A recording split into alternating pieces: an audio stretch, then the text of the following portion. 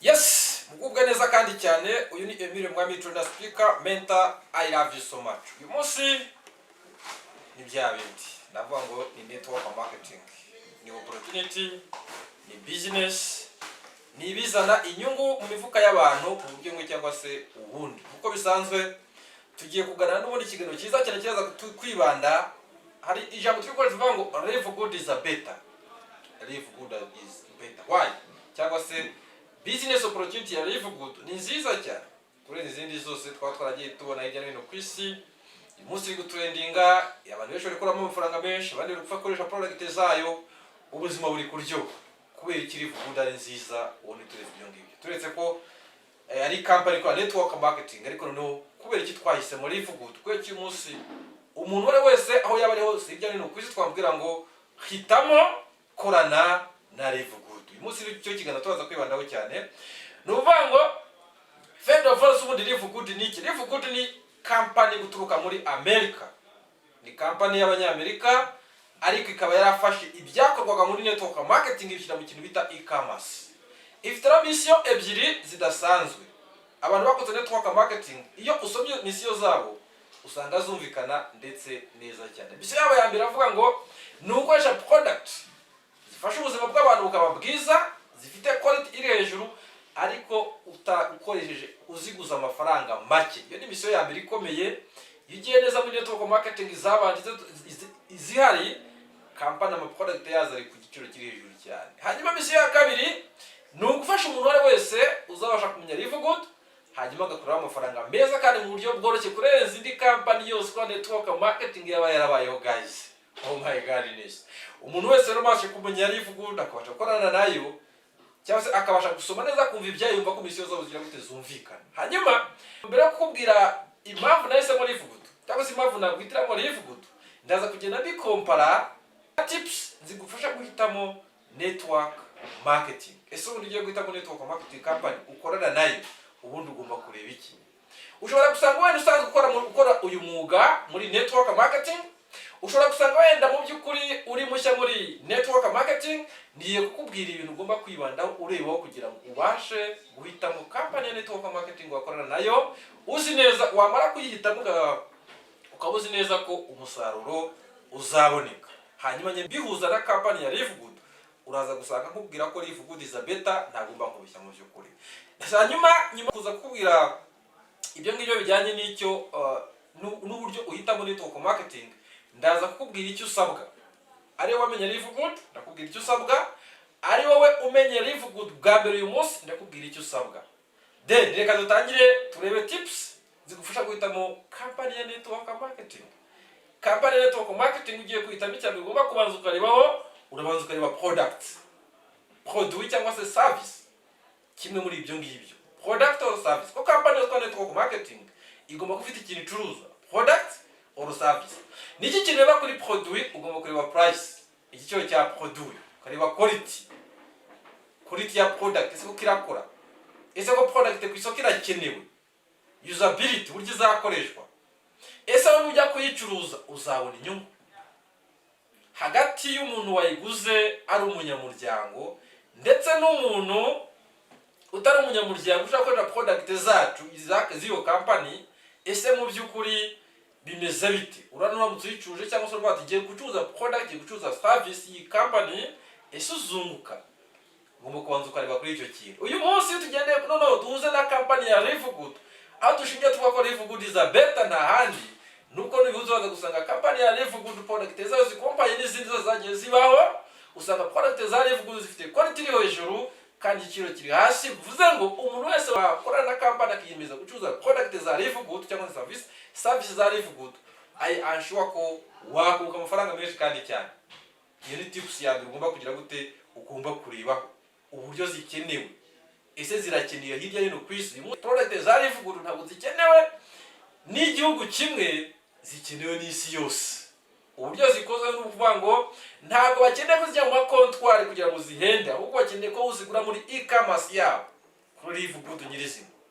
So iyo ni tips ya mbere ugomba kurebaho. Iyo mbihuje neza mbona ko mu by'ukuri icyo ngicyo LIVEGOOD yagize gute yaragikemuye. Hanyuma nawe uzo gukora ubushakashatsi nawe urebe hanyuma mpite mubwira tips ya kabiri. Tip ya kabiri niyo bita company. Umukurira kuri company ugiye gukorana nayo ni iyi. Ukareba iki? Ukareba mission ya company, ukareba vision, ukareba bashinze company bafitiye experience. Ese kuva babayeho bageze kuki? Umunsi LIVEGOOD bita bihuza natwe twihuta. LIVEGOOD muri company zikora network marketing cyangwa icyo bita ugiye ku rubuga rwa business for home, uraza gusanga LIVEGOOD igeze ku mwanya wa kabiri nyuma y'amezi cyangwa se y'umwaka LIVEGOOD ibayeho. Uko LIVEGOOD muri Amerika yabaye pre-launch mu kwezi kwa gatandatu, ariko global ironchingwa mu kwezi kwa 12 2022, ubangu ni mu mwaka umwe n'ubundi. Uyu munsi rero iyo urebye neza abantu bashinze company ya LIVEGOOD bafite experience muri uyu mwuga. Ntabwo bashakisha uwo bita Ben Grensky, uwo bita Ryan Godkin, uwo bita Liza Godkin, uwo bita Nuda Kazana. Bose ni abantu bafite experience muri uyu mwuga network marketing. Ubona ko unamutse mu by'ukuri kuba wabakurikira mugakorana, I'm sure you will achieve your goals, you will achieve your dreams. So ikintu cyane kandi ugomba kureba ni ikintu bita company guys. Ukevariwa. Uyu munsi yo never company ya LIVEGOOD, mbona ko mu by'ukuri nta kwibeshya, my choice is a better. Nawe nabwira ngo LIVEGOOD is a better, you most welcome. Hanyuma ntabwo turaza gutinda rega, turihuta uyu munsi. Composition plan. Composition plan ni iki? Muri composition plan network marketing ni ikintu wowe umuntu umunyamuryango kigomba kuguza n'amafaranga aturutse muri ya company. Ikintu gito ujoininga network marketing cyarimo kimwe mu bintu bibiri. Maybe ukeneye product, yego, cyangwa se ujoinize iyo company kugira ngo ukorane nayo ubone amafaranga. Ndetse ino mission y'abantu benshi, niyo mpamvu y'abantu benshi babona amafaranga akoresha ibyo bashaka kugera ku nzozi zabo. Nuvuga ngo mukoreba neza rero ku kigo bita composition plan. Ni kigo gukora kuri composition plan number 1. Ugomba kureba nibitanga amafaranga by'ukuri, niba kuko amafaranga ugiye gukorera afite igisobanuro, aho ava hagaragara. Niki cyakoze kugira ngo ubone amafaranga. Icya kabiri, wowe ugiye kwikora part time, ari yo ushobora kuzabishobora? Kuko abantu benshi muhura nabo bakora part time, ari yo ushobora ko abantu wowe babishobora nibyo, ariko iyo composition plan ugiye kujyamo cyangwa ugiye gukorana nayo, urabona inshuti yawe n'uyibwiye nayo izabishobora. That's what we have to look for. Mukuru kuri ibyo bintu ngomba kwirebaho, ukareba ndetse no ku bantu mugiye gukorana muzakorana nibo bazabishobora. Icya gatatu, ugomba kureba niba ko ugiye kubikora no full time, ugiye kwinjiramo by'ukuri, ugiye kuba immersed muri iyo project, muri iyo company ugiye gukora na full time. Ese mu by'ukuri uzakora amafaranga agaragara? Ari ushobora kuzakora amafaranga agaragara? Reka tubuze na LIVEGOOD. LIVEGOOD is the better. Kubera iki? Kubera yuko composition plan yayo it's very simple and easy kuwakora amafaranga menshi kandi cyane. Ikindi nuko umuntu ari wese wifukora part time bifite kandi kazi ntabwo izamubangamira kuba atakora amafaranga muri LIVEGOOD. Uko byagenda kose umuntu ujya muri LIVEGOOD, kuba watangira gukora na LIVEGOOD ukinjizamo abantu babiri gusa, ukatanga amakuru n'abandi mukaza mugakorana, bigufasha kuba amafaranga watanze utangira gukora na LIVEGOOD ahita agaruka. Ikiba gisigaye no kugira gute no kujya mu nyungu. LIVEGOOD is a better guys. Then tujya ku kakane turagenda tuyihuta, ko ndagira ngo tujye tuzi bya LIVEGOOD, mubwira impamvu LIVEGOOD is a better, mubwira impamvu tugomba kugira gute kwinjira muri LIVEGOOD twese ko twakabaye, ukinjiramo wese nyine, apana kwinjiramo igice. Niba ukora full time utizoke, niba ukora part time utizoke, ariko injiramo, winjiremo neza. Icya kane kirabana support, ubufasha uzahabwa na company.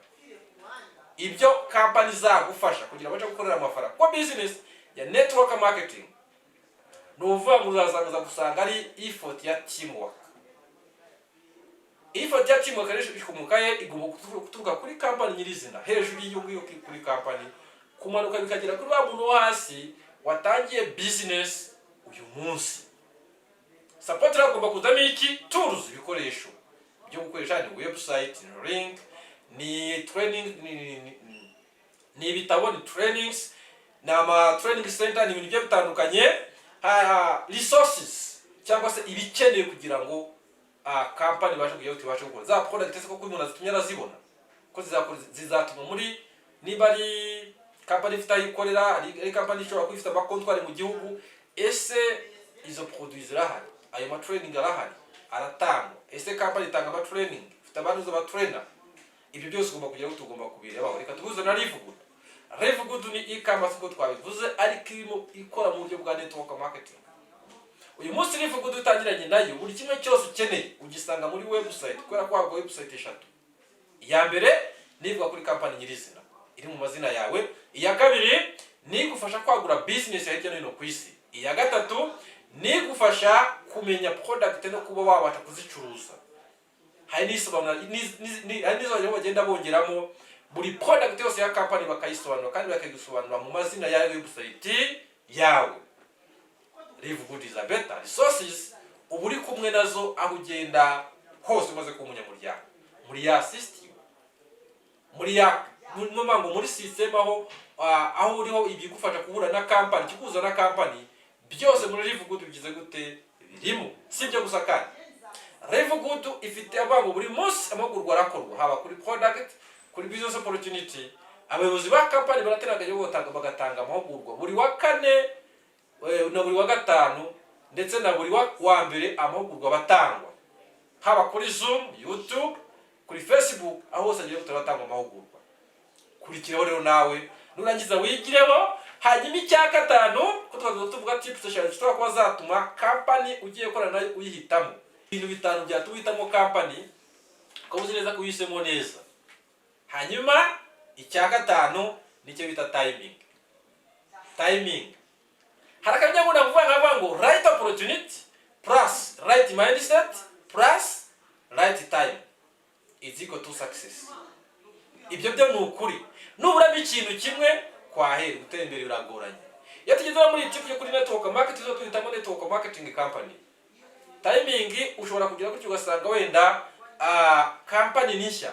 Niba company nishya ibirimo high risk, kabikubwire gutyo, harimo risk nini, ariko harimo big rewards, harimo amafaranga menshi.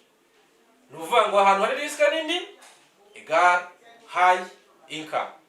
Niba no company ibashije kuba imaze igihe runaka ibayeho, ukuri gwaye nuko risk izaba yaragiye, izaba irimo, ariko income cyangwa se rewards cyangwa se umusaruro uzaba muke. Muri network marketing ko niko kuri guhari. Conclusion na product cyangwa se tubuze na company ya LIVEGOOD. LIVEGOOD yashinzwe mu kwezi kwa gatatu kwa 2022. Uyu munsi mu kwezi kwa karindwi kwa 2023, bivuze ngo imaze umwaka ibayeho, ariko imaze amezi 7 ibaye ku rwego mpuzamahanga global. Gwari yarutwe ku rwego mpuzamahanga mu kwezi kwa 12 2022. Bivuze ngo imaze amezi 7 ibayeho ku rwego mpuzamahanga. Bivuze ngo rero nimubwira ngo irimo big risk ariko big income, ntabwo ndaza kuba nkubeshye.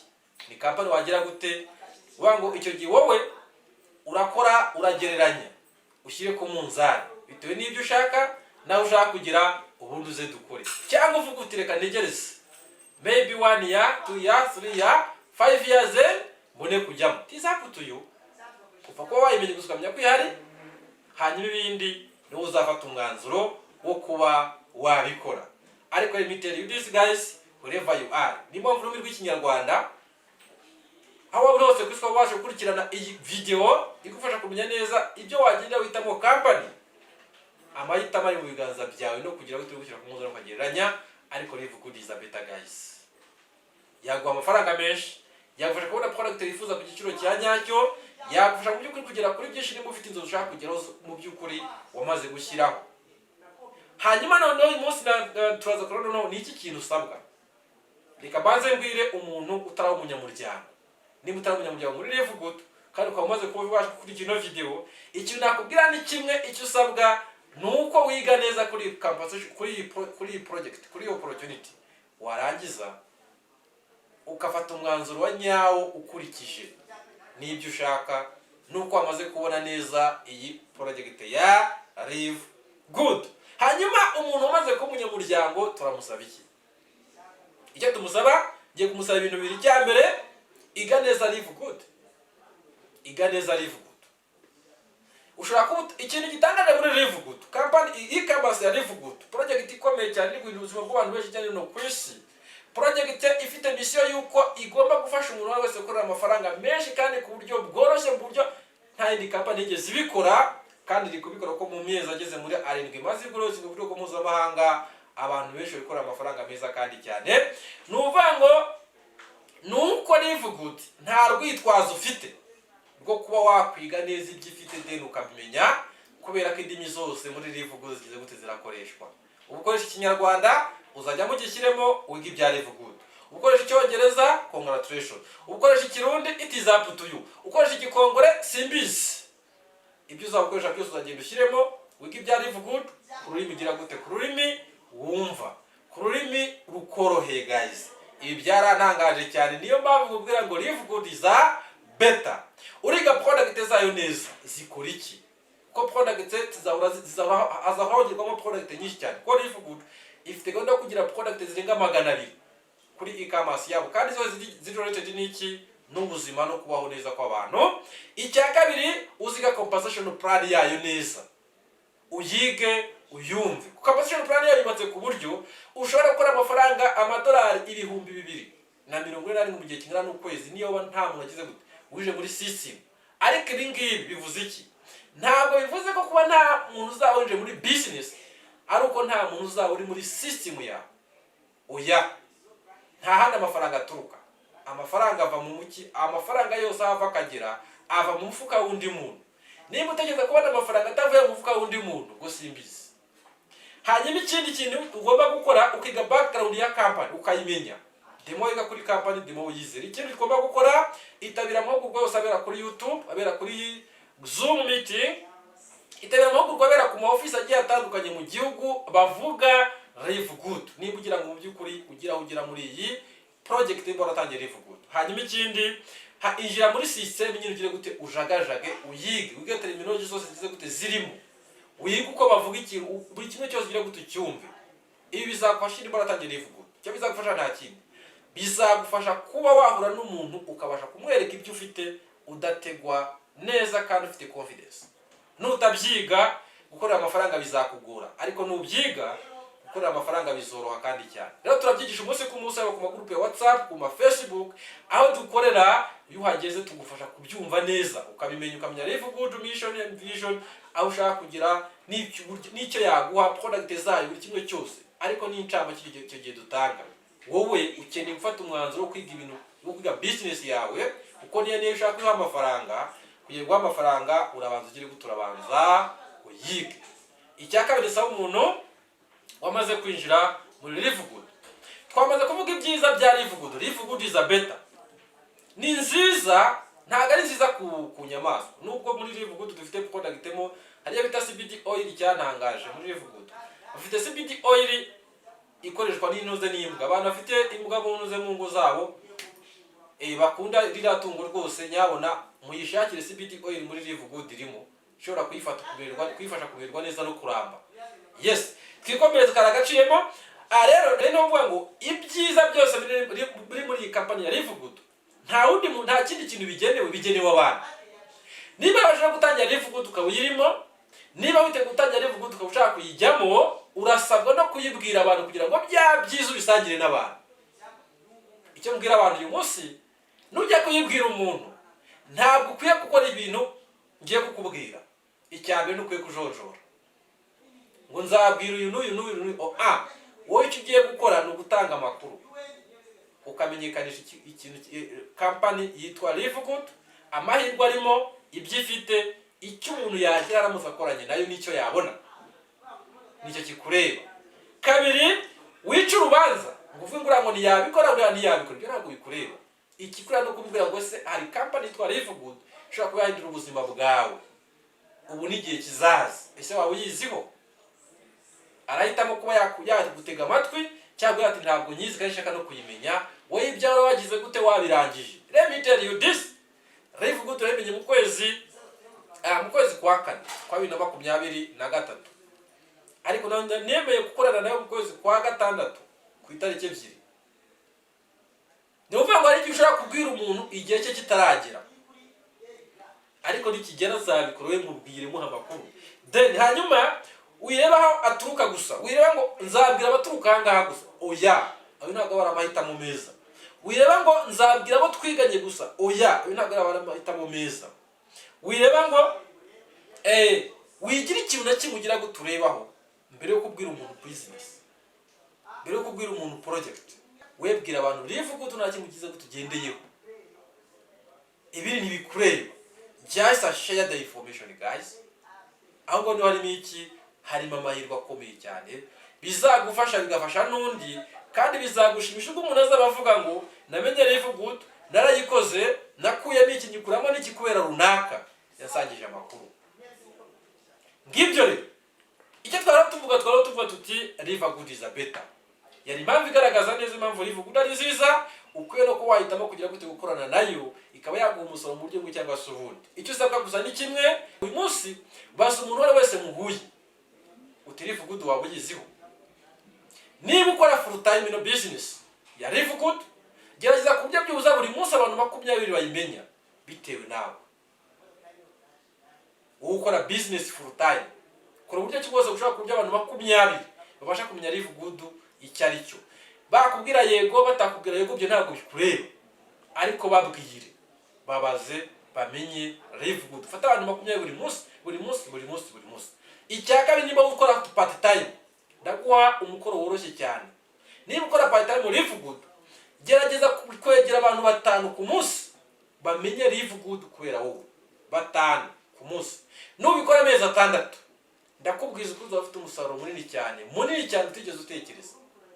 Ntibizagutangaza buri kimwe niza amadolari 500 avuye muri live good kandi ukora part time. Ntibizagutangaza niza amadolari 1000 buri cyumweru kandi ukora full time. Icyo usabwa gusa no kugira gute, n'ukwegereza abantu opportunity n'ubwo buryo. Nubikora bizaguha umusaruro, nutabikora kandi nabwo ntabwo uzakuciye nk'amabere, kubera ko live good ni umubyeyi. Hari uburyo ikoze bishobora kuba byakunjiriza amafaranga menshi kandi cyane, kubera ko live good hari uburyo biri bwo kuyubaka. Hari uburyo bwihuse n'uburyo bwitonze. Uburyo bwihuse ni uguhaguruka ukabwira abantu business iri muri live good n'amahirwe ari mu buryo byabinjiriza amafaranga, bakaza mugakorana. Uburyo bwitonze ni ugutegereza icyo bita spillover zizaza munsi yawe system iporasa buri wa 4 wa buri cyumweru. Ibyo ngibyo bishobora kuza mu cyumweru, bishobora kuza mu kwezi no mu gihe cy'umwaka, ariko biranashoboka ko wakunjiza wagira umuntu umwe wa porasa munsi yawe akajya gufasha gukora amadolari 100 buri kwezi cyangwa se 500 buri kwezi. Ariko ibyo bisaba patience, bisaba kwihangana. Icyaba cyiza, you are most welcome. Business igiri yawe yikunde, yegere, gisangiza abandi, bityo bande bona amahirwe avuye kuri wowe, bizakuzanira amafaranga kandi kuzana n'umugisha. Icyo gihe nicyo nakubwira uyu munsi. Guys, mwagize neza gusa niba utaratangira live good, muri hasi muri description harimo link. Urajyamo uyikandeho, hanyuma ushyiremo amazina yawe ndetse na nimero. Nibishoboka umamagare, udusura aho dukorera, tugufashe gusobanukirwa neza ibya live good. Hanyuma dutangire business nziza mu by'ukuri mu kinyejana izagufasha kugira kuzoza mu buryo bumwe cyangwa se ubundi. Ngibyo rero mwakoze cyane, mugire ibihe byiza. To all three agreeing to working together, nothing will be impossible. I love you so much. See you. Happy day.